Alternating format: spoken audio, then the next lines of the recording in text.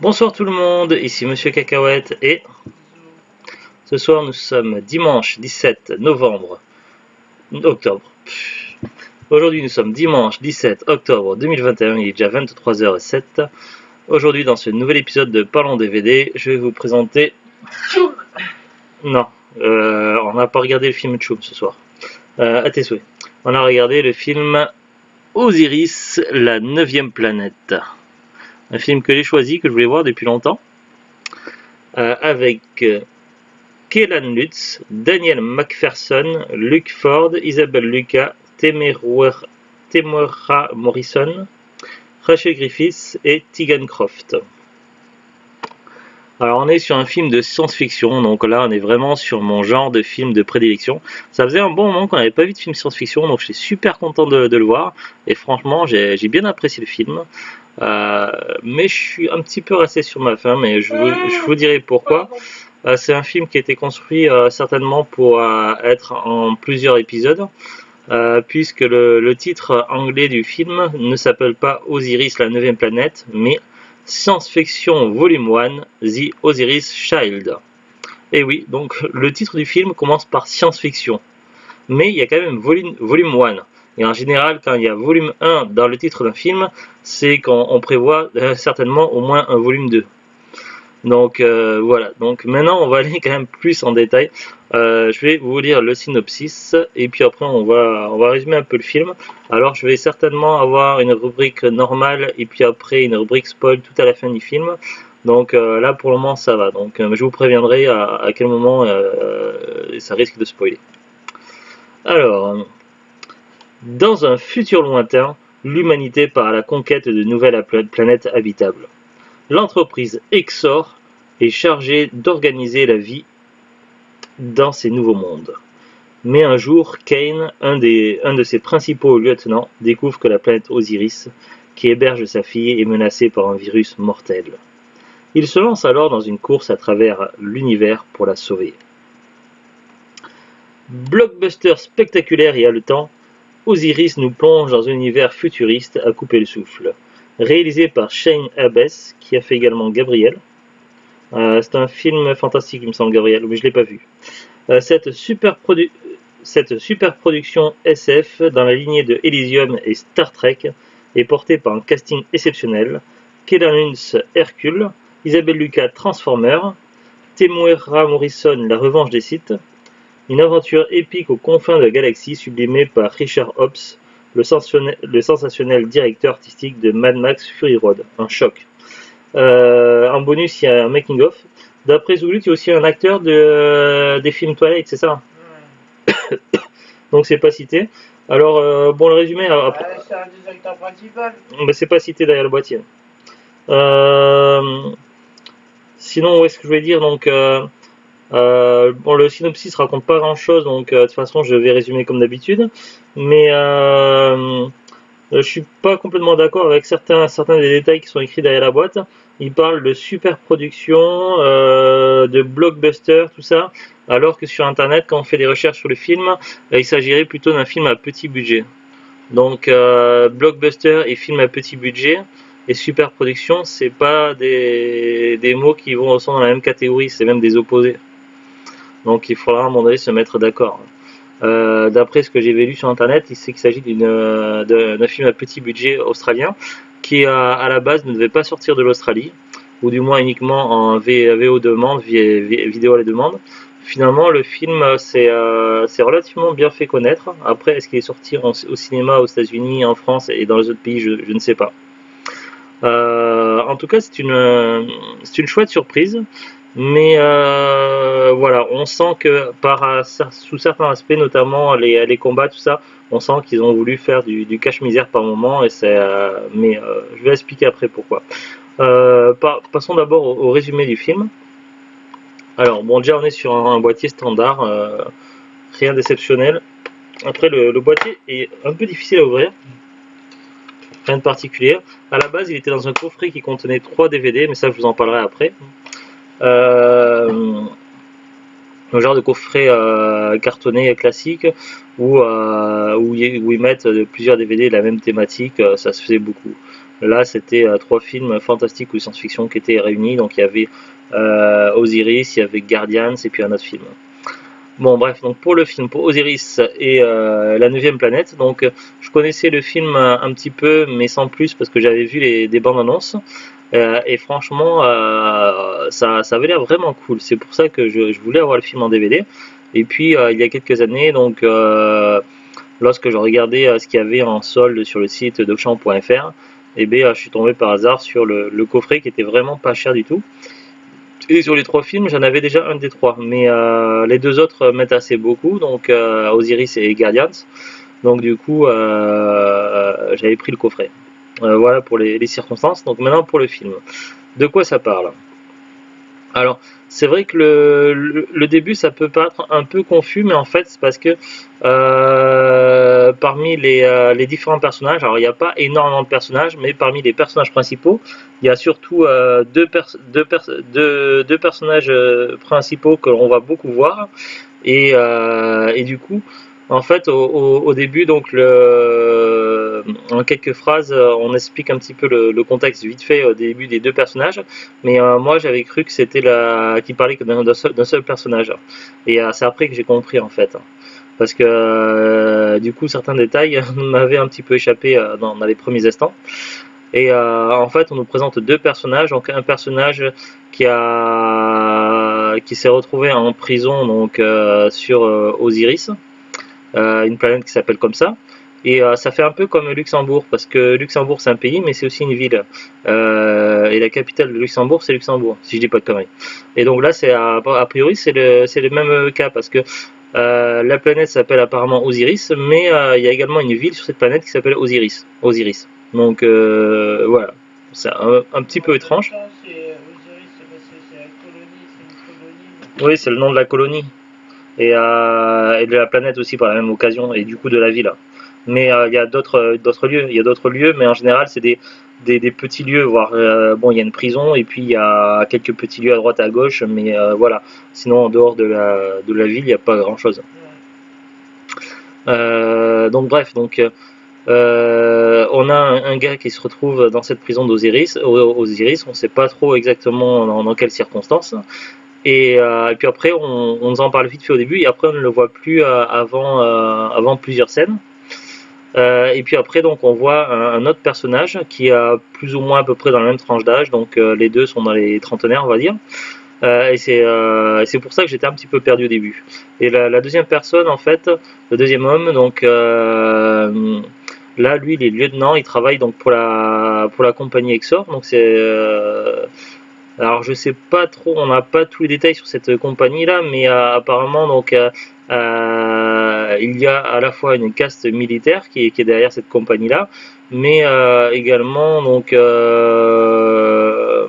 ils ont certains objectifs également, donc il y a une partie entreprise, une partie militaire, et l'un des objectifs de cette colonie là, c'est de faire en sorte que de cette entreprise Exor, c'est de faire en sorte que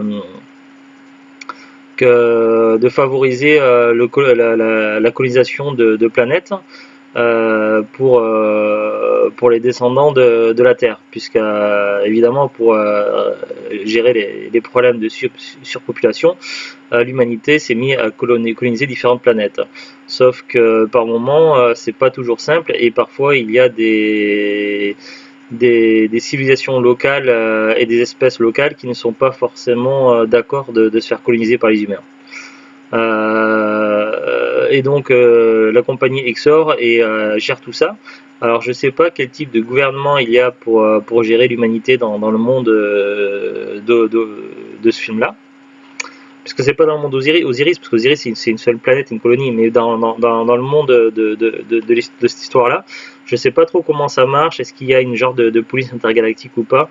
J'ai l'impression que c'est plutôt privatisé et que c'est Exor qui chapeaute un peu tout ça, mais ils ont également des grades militaires, donc notamment la chef de tout ça, c'est un général. Et donc l'autre personnage principal va être un des lieutenants qui travaille pour Exor et qui a une ex-femme et une petite fille. Donc il est séparé et il voit occasionnellement sa petite fille. Et d'ailleurs on voit... Bah, Vu qu'elle va à l'école et tout là-bas. ouais, oui, mais enfin, c'était, je sais pas, parce qu'ils ils ont parlé de garde ou je sais pas quoi au début, enfin, c'est pas très clair, donc est-ce qu'à un moment donné c'était pas alterné ou des trucs comme ça, peut-être? Ça se peut être en école alternée, ça existe, hein. Oui, oui, bah, elle est sur une autre planète. Mais en tout cas, donc, du coup, la fille se retrouve pour aller voir son père, donc pour passer un peu de temps ensemble. Le souci, c'est qu'il a une mission et du coup, il ne pourra pas s'occuper d'elle pendant quelques jours, donc, mais il la confie donc à une nounou. Et donc, du coup, ils échangent par communication, enfin, le genre de téléphone de là-bas, quoi. Grosso modo, c'est ça. Seulement, le problème, c'est que donc là, on est dans les débuts du film, sauf que là, il apprend donc par un de ses amis, un haut gradé qui est colonel, qu'on leur a menti lors d'un briefing et soi-disant une maladie s'était répandue et que c'était à cause du fanimé, tout ça. Et donc, on lui dit vraiment ce qui s'était passé, la vérité, et que des sortes de créatures ont été relâchées en liberté. Après, j'essaie de ne pas trop spoiler et du coup, ça va mal finir. La compagnie va utiliser un genre de méthode de destruction massive pour éliminer tout ce qu'il y a et effacer les preuves. Donc, oui, Carla, on est là, hein. Un peu comme par exemple dans l'histoire des Resident Evil, alors je sais plus pour les jeux, donc j'ai pas fini tous les jeux, mais j'ai lu tous les romans et à un moment donné il parlait c'est souvent le cas dans les films de série Z de zombies, c'est souvent le cas que quand une ville il y a un problème de zombies, l'armée américaine a fait péter une bombe et hop on détruit toute la ville et puis basta. Donc là c'est grosso modo c'est un petit peu ce genre de procédé là, alors je sais plus par quel terme de technologie, mais en gros, c'est pas une ville qui vont bousiller pour effacer les preuves, tout ça, et pour éviter de passer en cour martiale, mais c'est carrément, c'est parce que là, avec toute leur magouille, tout ça, les salopards de chez Exor, là, les responsables, c'est pas un simple petit crime de merde qu'ils ont fait, c'est carrément question de génocide dans l'histoire. Donc et donc là, du coup, au lieu de se débarrasser d'une ville, en fait, ils vont faire en sorte que ce soit toute la planète, quoi. Ils vont pas faire exploser la planète, mais la rendre inhabitable en surface, du moins. Du coup, le colonel qui a les informations et qui est un ami du lieutenant va lui dire ce qui se passe et va lui dire voilà, je te donne les infos, fais-en ce que tu veux, mais il faudrait mieux que tu ailles chercher ta fille rapidement et que vous partez de là. Grosso modo, ça va être ça le truc. Donc ça va être une course contre la montre. Donc le lieutenant, il va devoir donc du coup, mince, comment on dit quand quelqu'un quitte l'armée mais de manière pas très légale, déserteur, voilà. Déserté. Donc le lieutenant doit donc devenir un déserteur et va être pourchassé par les militaires de chez Exor. Je cherche le nom, mais c'est Exor, ouais, c'est ça. Exor, ouais. Exor, le shérif de l'espace. Non, Toi aussi, non. tu l'as en tête depuis Donc tout bref, à l'heure. donc le lieutenant va être pourchassé en tant que déserteur par Exor et il va devoir trouver une solution donc, pour aller à la capitale Osiris chercher sa fille. Sauf que en parallèle, les créatures ont été libérées, donc c'est très dangereux. Dans la prison, donc il y a eu une évasion et il va se retrouver confronté avec un personnage. Il s'appelle Sol ou Cell, je sais plus. Cell ou Sol. Les fameux Est-ce qu'il y a, voyons voir, sur Wikipédia, le nom du personnage. Alors le policier, le lieutenant, s'appelle Kane. Et l'autre, donc, Sai peut-être. Ouais, Parce qu'il y en a un qui s'appelle Sai Lombrock, donc ça va être ça. c'est caché là, c'est Voilà, donc Kane, le lieutenant, il fait la rencontre de Sai. Et donc Sai, en même temps, il lui dit qu'il est infirmier, en même temps, il lui dit son métier, mais son métier d'avant, en quelque sorte, il ne donne pas toutes les informations, il ne dit pas, il ne ment pas d'une certaine façon. oui. Bon, après, il ne donne pas tous les détails. Il ne dit pas que c'est un ancien prisonnier qui s'est évadé, mais voilà, parce que. Et donc, bref, il y a évidemment une part de méfiance au début entre les deux. Le problème, c'est que en fait, ils vont se retrouver d'une certaine façon dans le même bateau, puisque Sai a tout intérêt à éviter les gens de chez Exor, sauf que Kane est un fugitif et donc du coup n'est pas son ennemi. Du coup, ils vont devoir s'entraider et Ken lui fait une promesse, c'est-à-dire que s'il aide à retrouver sa fille, chercher sa fille, à ce moment-là, il lui permettra donc d'avoir une solution de survie. Et cette solution consiste en un genre de bunker prêt à résister à tout et n'importe quoi, et il fait partie de ceux qui connaissent le code pour y entrer. Donc du coup, ils vont passer un marché et ils vont partir en mission. En chemin, évidemment, il va falloir qu'ils s'équipent. Donc, il va leur falloir un véhicule résistant et si possible, une ou deux personnes pour les accompagner, pour leur prêter main forte et de récupérer des armes. Du coup, c'est ce qui va se passer. Donc, on va voir leur périple. Donc, ils vont croiser deux personnes qui vont engager en quelque sorte comme mercenaires. Et du coup après ils vont aller chercher les armes et puis après ils vont aller chercher la gamine. Puis après le but est de pouvoir aller à l'abri. Donc ça c'est la mission. Alors je vais pas rentrer plus en détail pour ne pas trop spoiler. Donc voilà, donc on a au moins 4 personnes dans l'histoire, plus la gamine qui est quelque part, ça fait 5.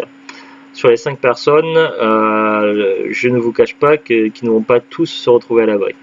Et forcément, ce genre de mission-là, ça ne peut que se mal finir pour plusieurs personnes au moins.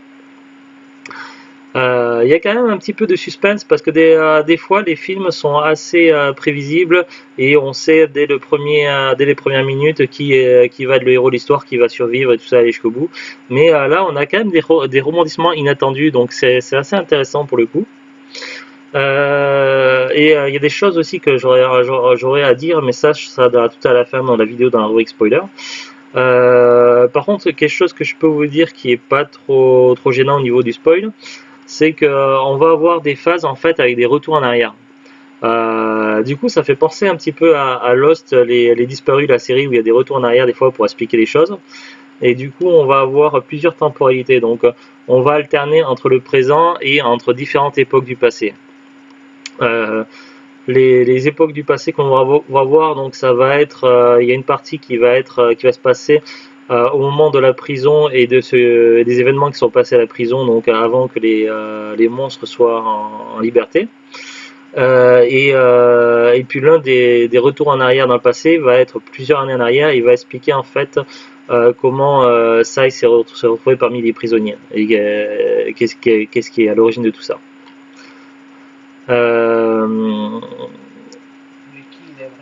Voilà, et qui il est vraiment. Donc c'est vrai que on a du mal à contrairement par rapport à d'autres prisonniers que l'on voit et qui sont quand même agressifs et très violents, on a du mal quand on voit le personnage de ça, on a du mal à le voir comme les autres prisonniers, tout ça. Et c'est un personnage quand même qui a beaucoup de charisme, qui a plus de charisme que Kane. Et on a du mal à le voir en tant que méchant, et d'ailleurs il le prouve à de nombreuses reprises que qu'il n'est pas celui qu'on pourrait croire qu'il est. Et du coup, lorsqu'on aura un retour loin en arrière, on comprendra mieux sa personnalité et qu'est-ce qui fait qu'il en est arrivé là.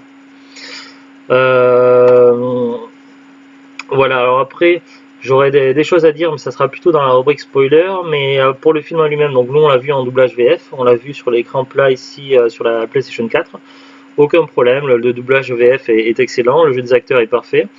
Les effets spéciaux, tout ce qui est science-fiction, espace, lieu, tout ça, franchement, c'est impeccable, c'est de la très haute qualité. Souvent dans les films, on voit souvent quand il y a des trucages, tout ça, souvent on arrive à deviner quand il y a eu des fonds verts, tout ça utilisé parce que c'est mal fait et c'est parfois même dégueulasse. Mais là, franchement, à aucun moment je me suis dit tiens, ça c'est un fond vert quoi. Là-dessus, franchement, au niveau des effets spéciaux et de tout ce qui a été fait en place, c'est vraiment du très haut niveau. Donc, franchement, il n'y a rien de décevant. Il y a juste, comme je l'ai dit un petit peu au début, il y a juste quelques passages où on imagine, qu'on comprend pourquoi, en fait, comme on sait que c'est un film à petit budget, que c'était un peu du cache-misère, c'est-à-dire que il n'y a pas énormément de scènes de bataille, mais les quelques scènes d'action avec les monstres, souvent elles sont un peu floues, un petit peu avec des systèmes d'accélérer tout ça. Et c'est certainement pour éviter que, pour cacher certainement un manque de budget dans certains moments. Hein, tu disais? Il y a des scènes où il faut pas être. Oui, et ça c'est dans la partie prison.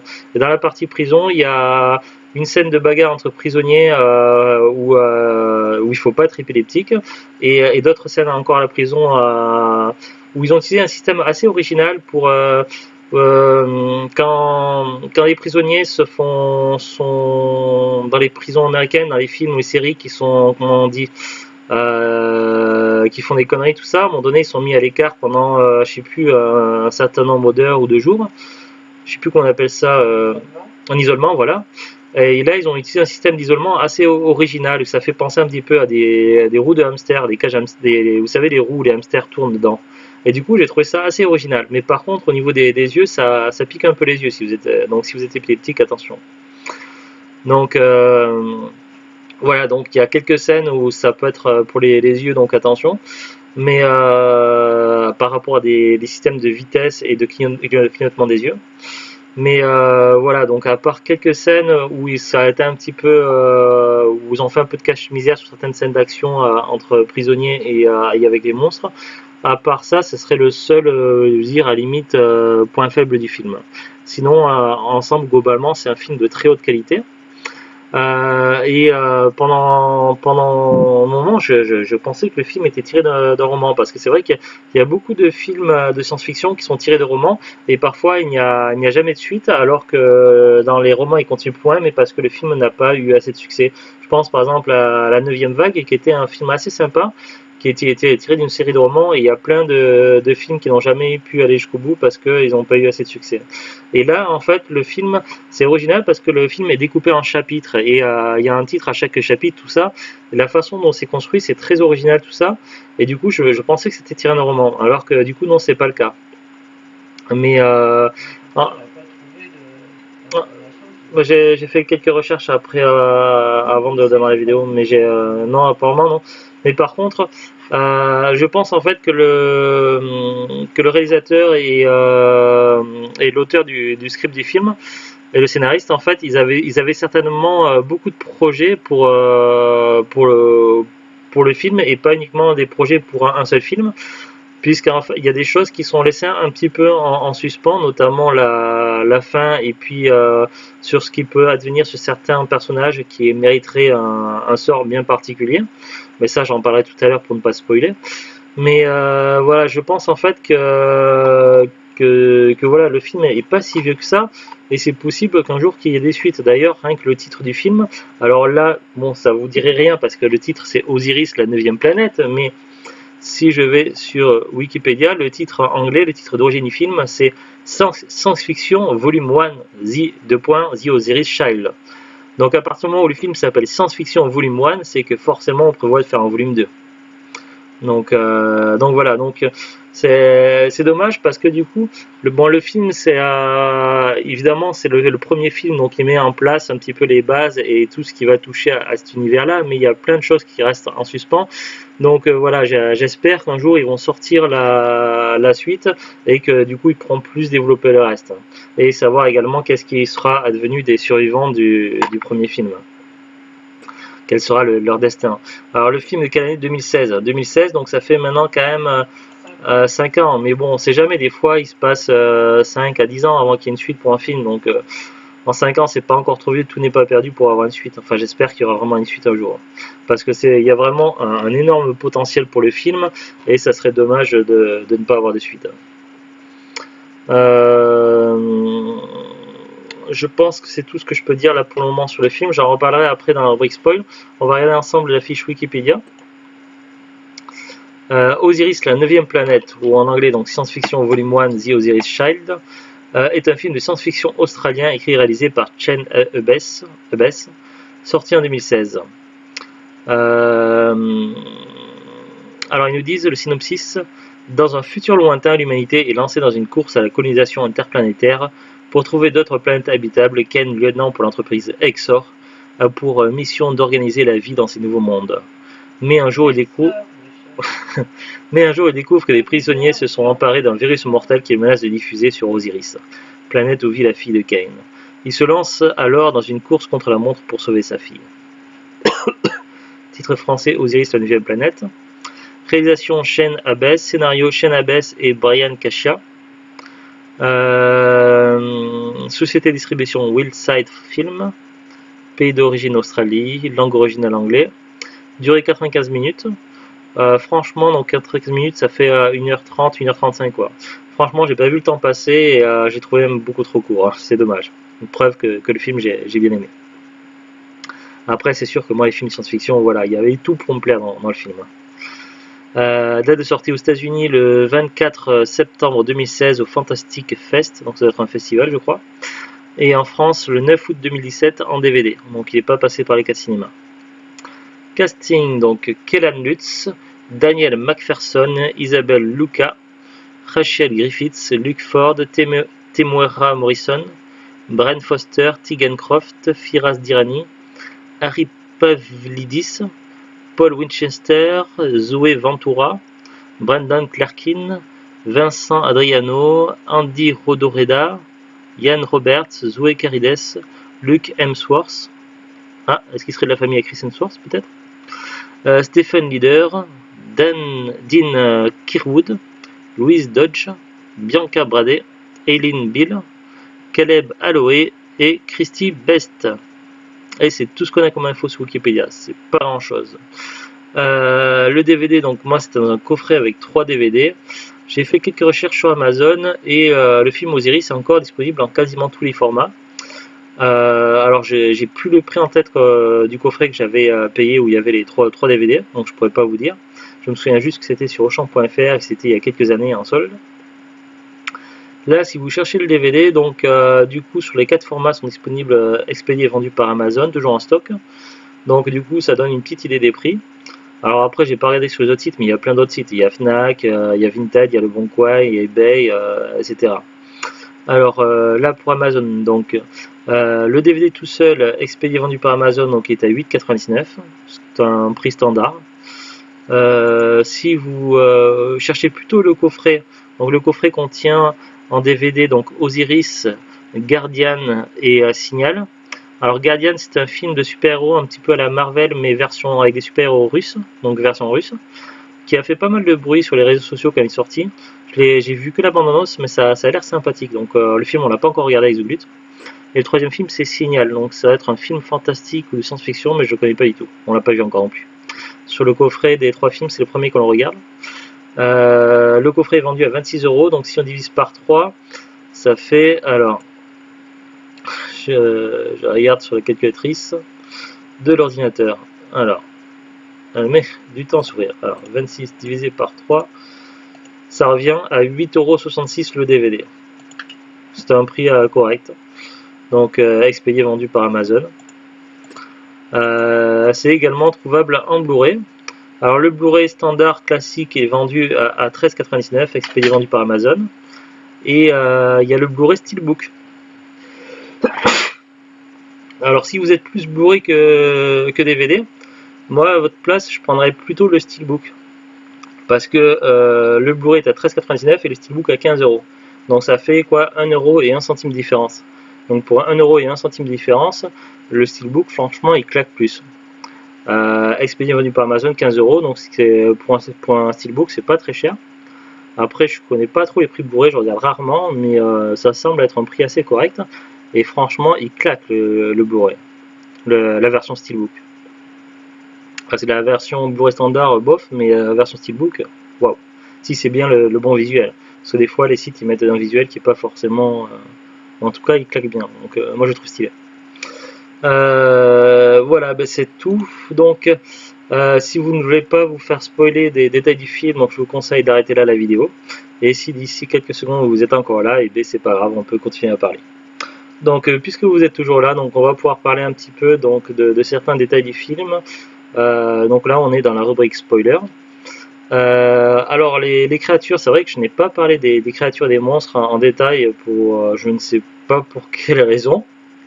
Mais en fait, c'est assez original parce que c'est vrai que des films avec des monstres de science-fiction, fantastique ou horreur, il y a tout un tas de variétés de films de monstres plus ou moins différents.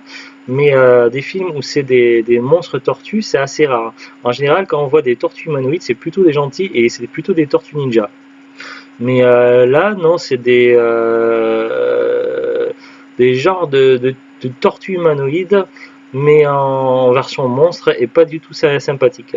En même temps, on ne sait pas trop comment ont été créés, là, du moins le premier de ces monstres-là, mais on sait qu'après ça agit comme un phénomène de contagion ou un petit peu comme un système des loups-garous, sauf que là c'est pas une griffure ou une morsure. Mais vous savez, quand quelqu'un se fait mordre ou griffer par un loup-garou, il devient un loup-garou.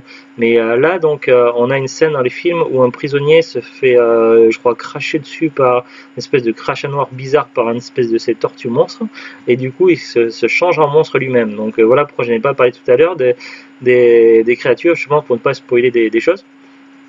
Mais voilà, donc du coup, donc ça fait penser un peu au système de loup-garou, mais comme un virus qui est projeté en fait par les créatures. Et du coup, la personne se transforme en monstre. Et c'est ce qui va arriver à un des personnages principaux qui va se retrouver à la fin de l'histoire transformé en créature tortue, et qui va faire partie des deux survivants de la fin. Bref, donc du coup, ce système de monstres est un petit peu original, ça change un petit peu. Après, normalement, donc les monstres, une fois ils n'ont plus trop conscience de qui ils sont, tout ça, ils sont à l'état sauvage, ils sont très dangereux. En même temps, il faut savoir que la plupart des monstres que l'on voit dans le film, c'est d'anciens prisonniers qui ont servi d'expérience, et c'était des gens qui s'étaient retrouvés en prison parce que ils avaient commis des crimes très graves et que c'était des gens très violents. Donc à la base, ils n'étaient pas non plus très pacifiste. Donc, si en plus on les transforme en monstres, ça arrange pas les choses. Il s'avère que l'un des héros du film qui va se retrouver transformé en monstre était quelqu'un de gentil, et donc du coup, on va voir en fait, qu'il est possible que les monstres ne deviennent pas tous forcément des monstres psychopathes méchants tueurs de gens. Euh, et d'ailleurs, la fin du film me fait penser un petit peu d'une certaine manière à BioShock. Je ne sais pas si vous avez joué au jeu BioShock, mais alors j'ai commencé le 3 il n'y a pas longtemps, et il est assez différent de BioShock 3. C'est pour ça que moi je pense plutôt à BioShock 1 et 2, les deux premiers qui se passent dans la ville de Rapture, donc ça se passe sous l'eau. Et dans l'univers de BioShock, il y a des petites filles qui ont été modifiées pour qu'elle puisse récolter la dent. La dent, c'est une substance qui permet d'avoir des super pouvoirs, mais qui modifie également les problèmes de comportement chez les gens. Et la dent est une denrée rare et limitée, qu'on ne peut trouver à l'état naturel que sur certains poissons, et c'est pas évident. Et donc du coup, pour régler le problème d'Adam, en fait, de pénurie d'Adam, les dirigeants de Rapture ont décidé de recycler l'Adam, et donc du coup ils ont modifié génétiquement des petites filles pour le faire. Mais du coup, pour pas que ces petites filles se fassent agresser par des gens qui deviennent, au fur et à mesure que le temps passe, à force avec l'Adam et tout le reste, les gens ont tendance à péter les plombs et devenir des gros psychopathes, les habitants de Rapture. Et du coup, il faut protéger ces petites filles. Et du coup, ils ont conçu un autre système, euh, le Big Daddy. Et en fait, c'est d'anciens hommes qui ont été faits prisonniers pour différentes raisons. Et plutôt que de les exécuter ou de les mettre en prison perpétuée, ils sont recyclés et transformés en Big Daddy. Donc c'est des humains qui n'ont plus vraiment leur corps et qui se trouvent dans des espèces d'armures, de scaphandres bizarres. Et du coup, cette armure-là les protège et ça les rend super balèzes. et ils ont été modifiés génétiquement pour avoir un comportement de protecteur et pour croire que les gamines sont sur leur fille. Et donc du coup, ces Big Daddy agissent comme des protecteurs et sont toujours auprès de ces petites filles pour les protéger, tout ça. Et il y a un genre de symbiose entre les deux. Donc ça, si je vous parle de Bioshock, c'est parce qu'à la fin du film, la fille de Kane va se retrouver avec Sai. C'est ça qui s'appelle avec Sai. Sai mais transformé en monstre tortue. Et du coup, elle aura réussi à créer un lien avec lui. Donc c'est vrai que déjà le fait que lui, dans son passé, il a perdu toute sa famille, il a perdu sa femme, sa fille, et comme le père de la fille n'a pas survécu donc à tout ce qui s'est passé aux événements, donc il va, en quelque sorte, c'est comme il va adopter la fille et il va tout faire pour la protéger. Et donc on va retrouver vraiment à la toute fin du film un genre de symbiose entre les deux. D'ailleurs, ils ont même créé un langage pour communiquer ensemble, puisqu'il ne pourra plus utiliser l'usage de la parole normale. Et c'est là qu'arrivent deux humains, alors que la planète est censée être plus habitable, sauf qu'eux, ils avaient survécu grâce au bunker. Donc, et du coup, grâce aux personnes qui sont arrivées sur la planète, donc Sai et la gamine, donc je sais plus comment elle s'appelle, vont pouvoir, je sais plus, ça s'appelle Chloé ou quelque chose comme ça. Donc, est-ce que c'est marqué j'ai fermé la fiche Wikipédia, mince. Est-ce que c'est marqué là-dessus? Non, ils disent pas, ils disent sa fille.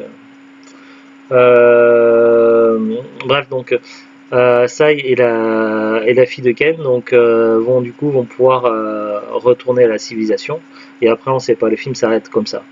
Le film s'arrête comme ça, et du coup forcément il faut qu'il y ait une suite. Donc est-ce que Sai va survivre et s'adapter, ou est-ce qu'ils vont faire en sorte qu'il soit mort et après on nous dit que c'est genre un petit peu le coup de Alien.